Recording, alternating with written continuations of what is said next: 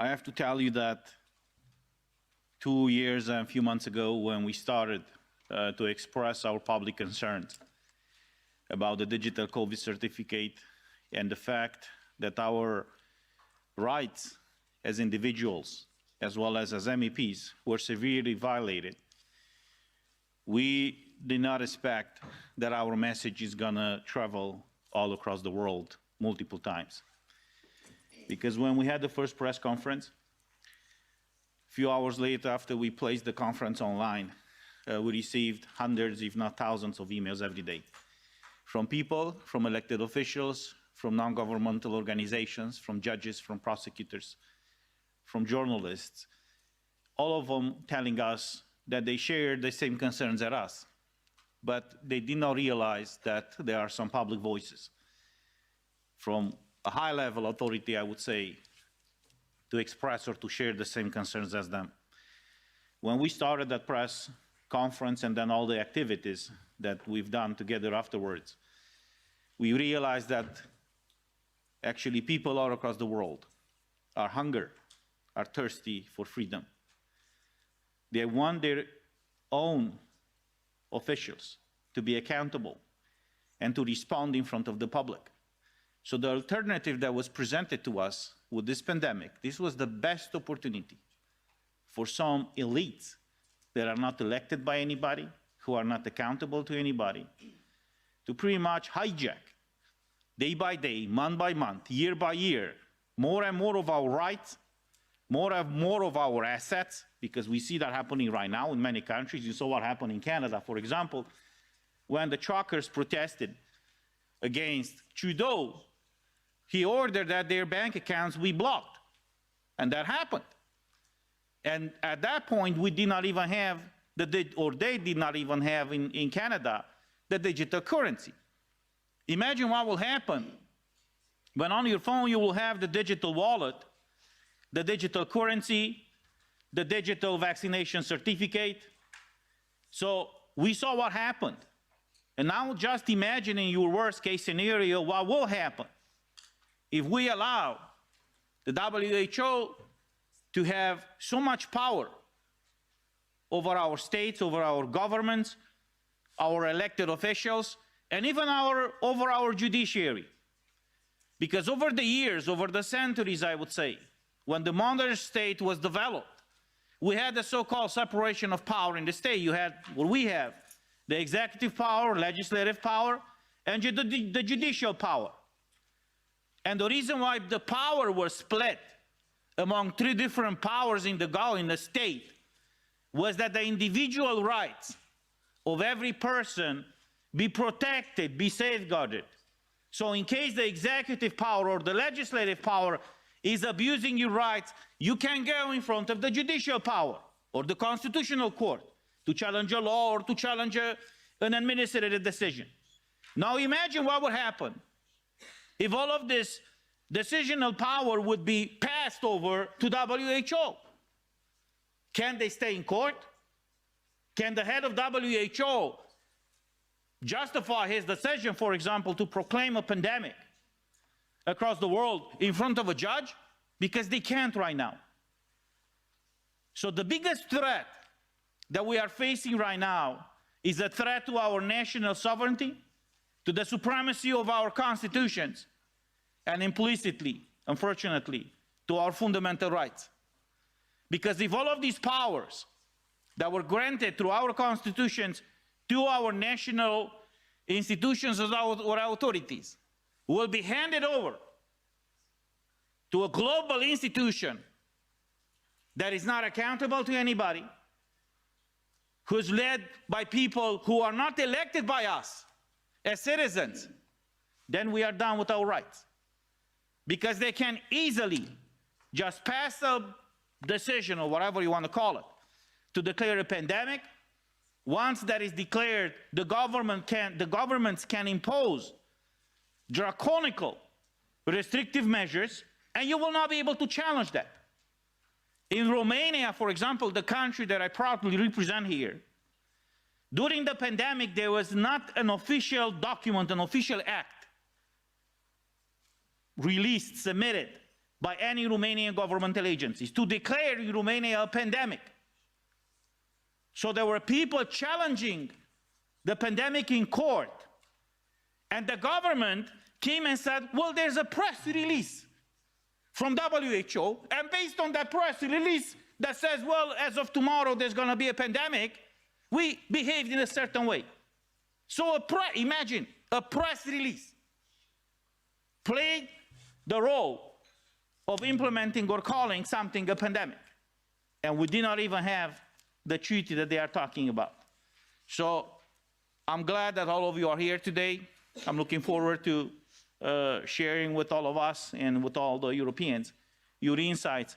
And I'm looking forward to working with you, not only to support all the initiatives that you have, but also to make people of Europe aware that in 2024, in the month of June, for the European parliamentary elections, they have a very clear option and choice to make: freedom or tyranny, democracy or lack of democracy, transparency or lack of transparency.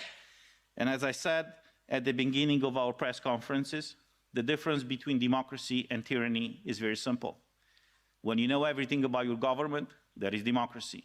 When the government knows everything about you, that is tyranny. So let's fight together to maintain democracy in Europe. Thank you. My name is Justina Walker, and I am here today as a Polish citizen and one of the 7 European citizens to introduce to you this European Citizens Initiative project that we have been working on. Over the last 3 years, we as individuals and collectively as citizens watched our governments and our representatives very closely. We voiced our opinions, we've marched the streets to be heard, and we made every effort to create a dialogue. However, as we stand here today, we realize that the world in which the citizen's opinion and citizen's voice as primary factor in making decisions is slipping away. We have seen non-governmental entities injecting themselves into our health, into our homes, into our privacy, and into our wealth. This is not what we as people want, and this is not what we as people need. The reason we choose to give our vote or our backing to our representatives in any capacity is because we do not want the unelected, self-proclaimed leaders to decide on our behalf. This includes negotiating with private, non-transparent organizations such as WHO, and in the process ignoring objections of the citizens. We as people not only choose, we put our trust in you, and the trust has been broken. Today, what we see is these unelected, disconnected from the average man or a woman's view technocrats pushing their vision of the world on us and being helped to do so by our own representatives. There have been many petitions, there have been many declarations, and many of us have come together on European and global level to say no to this power grab that we are seeing currently. With implementation of such tools as international health amendments and WHO treaty, both to be introduced in European countries and beyond in May 2024, we are facing further push from these unelected, self-appointed organizations and individuals who want to make decisions about our freedom of choice. And so, with loss of trust in our governments and the institutions, with growing craving of these unelected entities to curb our freedoms, we as citizens decided to use the ECI, which is the European Citizens Initiative, as a tool to be publicly recognized and finally heard.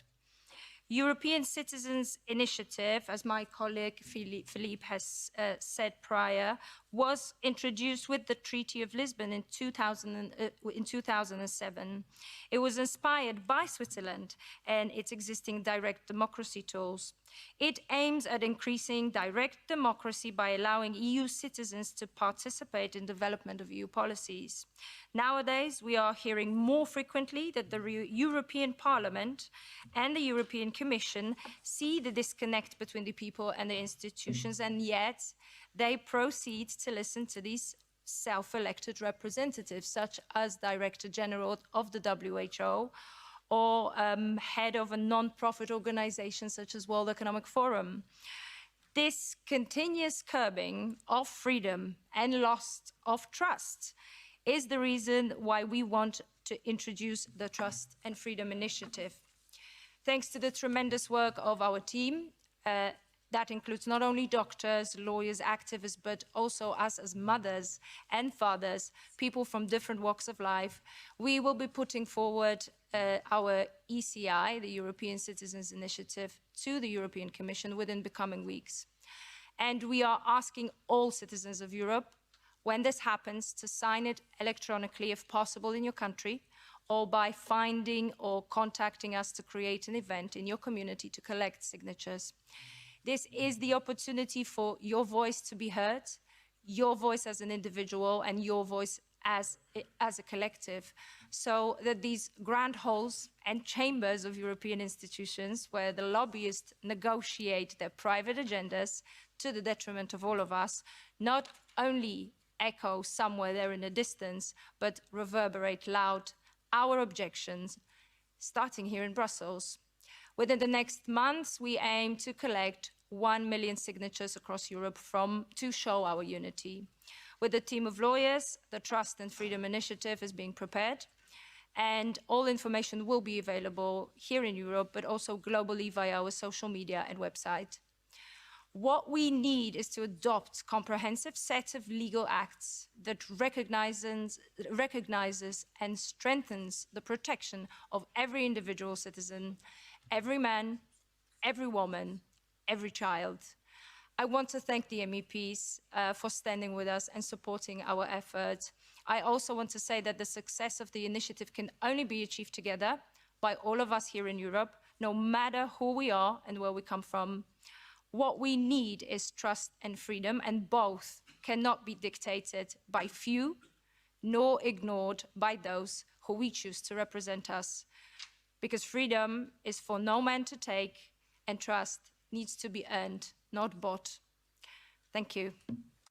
I urge people to open their eyes to the potential threat and the future harms to our lives and liberties. I want to encourage all people of all different walks of life to stand with us, to sign the European Citizen Initiative once set free for the signature process, if you are from a European member state, or to start similar action on your own continent. Furthermore, I kindly ask our fellow human beings from around the world to join efforts to expose the power grab from entities which are not elected by the citizens and who are definitely not working for the greater good of the people. We warmly invite people from all over Europe and from throughout the world to come to our Europe for Trust and Freedom rally to the city of Vienna in Austria on October 1st, 2023. It will be wonderful to experience the feeling of unity at such a big in-person live event. And you will find further information on our webpage, the euci.info. Thank you so much. And hopefully this will now spread with the hashtag Trust and Freedom. And we know we're already seeing people contacting us via our website and through the media. So really, we would really appreciate for everybody to share that and spread that information about the ECI and what happened here today. Thank you.